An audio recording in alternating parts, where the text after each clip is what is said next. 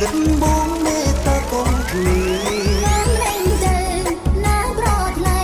បើហរតីអូនត្រូវបែងចាយវងលោកណាប្រលើកូនក៏ដឹងថាបងស្នេហ៍អូនបងសន្យាបានបែងដូនខ្លួនសបងតែពីរយបងភ្លេងខ្លួនបងអ្នកសោក